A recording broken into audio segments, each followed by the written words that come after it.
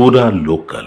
HCU Hyderabad central యూనివర్సిటీని కూలగొడతారు, లేకపోతే గచ్చిబౌలి నుంచి దాన్ని ఫోర్త్ సిటీకి లేని ఫోర్త్ సిటీకి తరలిస్తారు ఈ ప్రభుత్వం అని BRS working president KTR media ముఖంగా చెప్పడం జరిగింది. ఎవరు చెప్పారు సార్ ఆయనకు? ఎక్కడన్నా ముఖ్యమంత్రి గారు జీవో ఇచ్చిరా అట్లా అని? లేదా ఎవరన్నా ఎక్కడన్నా అధికారికంగా ప్రకటన చేసిరా? ఇది ఏంటంటే ఇదే అంటున్నా నేను, ప్రజలను ఏదో ఒక రకంగా ఎమోషనల్గా బ్లాక్మెయిల్ చేయాలి. ఇప్పుడు sir university lands fourth city అన్నారు కాబట్టి యూనివర్సిటీ గురించి వచ్చింది కాబట్టి చెప్తా. అందరూ #సేవ్ యూనివర్సిటీ అని పెడుతున్నారు కదా. ఏమైంది యూనివర్సిటీకి నాకు తెలియక అడుగుతా చెప్పండి. ఈ 400 ఎకరాలు యూనివర్సిటీవా? కాదు కదా. ఇప్పుడు ఈ కాన్ఫ్లిక్ట్ అంతా ఎట్లా మొదలుపెట్టారు? 400 ఎకరాలు యూనివర్సిటీ దగ్గర కబ్జా చేసేసింది ప్రభుత్వము అని అన్నారు. కబ్జా మేము చేసినామా? కోర్టు డైరెక్షన్స్ ఇస్తేనే కదా మేము ఆ జాగాలకు పోయింది. కోర్టు అనుమతి లేకుండా మేము పోయినామా? పోనీ వీళ్ళు చెప్పిన దాని ప్రకారమైనా ఈ ల్యాండ్ హెచ్సియుకి సంబంధించిందేనా? కాదు కదా. బిల్లీరావు అనే వ్యక్తి, ఒక ప్రైవేటు వ్యక్తి చేతుల్లో ఉన్నటువంటి జాగాను ప్రజలకు స్వాస్థ్యంగా తీసుకొచ్చింది మేమే కదా అని ఈ పాయింట్ చెప్పేసరికి లేదు మావి కావవి, కాకపోతే అప్పుడు మావి అని అన్నారు.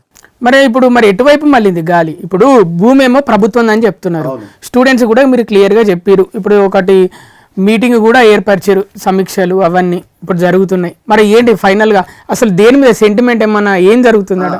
అదే చెప్తున్నా. అయితే ఈ భూమి మాది కాదు అని అన్నారు. కాదు అన్నప్పుడు మరి ఎందుకు వస్తున్నారా అంటే ఆ గతంలో మాది అని అన్నారు. అరే గతంలో మీదైనా దీనికి కాంపన్సేషన్గా 397 ఎకరాలు మీకు ఆనుకొనే గోపన్పల్లి ప్రాంతంలో మీకు ల్యాండ్ కాంపన్సేట్ అయింది బాబు అని డాక్యుమెంట్ చూపించాం. చూపిస్తే ఏమన్నారు? పొజిషన్ ఇవ్వలేదు మీరు అన్నారు. అరే ఇచ్చింది పొజిషన్, అందులో నుంచి 50 ఎకరాల మహిమ విహాంగా కట్టిరు అని ఆ పొజిషన్ చూపిస్తే ఏమన్నారు? లేదు మీరు ఇందిరాగాంధీ గారు ఇచ్చిరు కాబట్టి మీరు కూడా మళ్ళీ మాకు ఇచ్చేస్తే బాగుండు, మీరు వారిని గౌరవించినట్లు ఉంటుందని సర్టిఫికేట్ తీసుకుందామని అనుకున్నారు. సర్టిఫికేట్ తీసుకుందామంటే ఏమన్నారు? బాబు దీంట్లో ఉమ్మడి ఆంధ్రప్రదేశ్లకు సంబంధించినటువంటి జీవో కూడా 14 సబ్జెక్ట్ టు కరెక్షన్ ఆ జీవో నెంబర్ వస్తుంది అని చెప్తే లాస్ట్కి లాజికల్గా అందరూ ఫెయిల్ అయిపోయి ఫైనల్గా ఇప్పుడు తెలంగాణ ప్రజల్ని మొత్తాన్ని ఎక్కడ కనెక్ట్ చేసినారు చెప్పాలా? నేచర్, దుప్పిలు ఉన్నాయి, కుందేళ్ళు ఉన్నాయి, నెమ్మళ్ళు ఉన్నాయి, ఉడతలు ఉన్నాయి అని ఎమోషనల్గా కనెక్ట్ చేశారు. ఇప్పుడు నడుస్తున్న అంతా కూడా కాన్ఫ్లిక్టు ఎమోషనల్ పైన మాత్రమే. స్టూడెంట్స్ భవిష్యత్తు మీద కాదు, వాళ్ళ చదువుల మీద కాదు, ఏమి కాదు. అభివృద్ధి లేదు, ప్రజల గురించి కాదా? ప్రజలు లేరు, అభివృద్ధి లేదు, రాష్ట్రానికి ఆర్థికం లేదు, పైసలు లేవు, ఏం లేదు, ఉద్యోగాలు లేవు, ఉద్యోగాలు వద్దు, ఏమొద్దు. మాకు దూళ్ళు దుప్పిలు కావాలి, నెమళ్ళు కావాలి.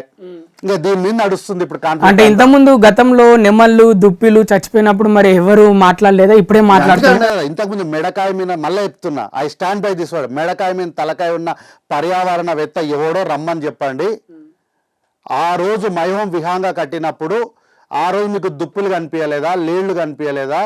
ఈ ఉడతలు కనిపించలేదా? నెమ్మళ్ళు కనిపించలేదా? ఎందుకు సార్ ఇంత హైదరాబాద్లో మనం రోడ్డు మీద పోతుంటే ఉడతలు కనిపిస్తాయి, కనిపించవా? ఉడతలు కనిపిస్తాయి.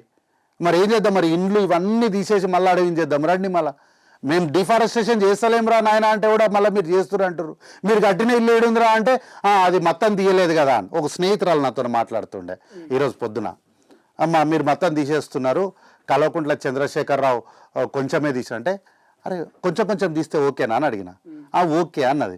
అంటే ఈ సంవత్సరం 100 ఎకరాలు, వచ్చే సంవత్సరం 100 ఎకరాలు అట్లా అంటే కొంచెం తీస్తే ఓకే, కానీ ఒకేసారి అభివృద్ధి చేయొద్దు.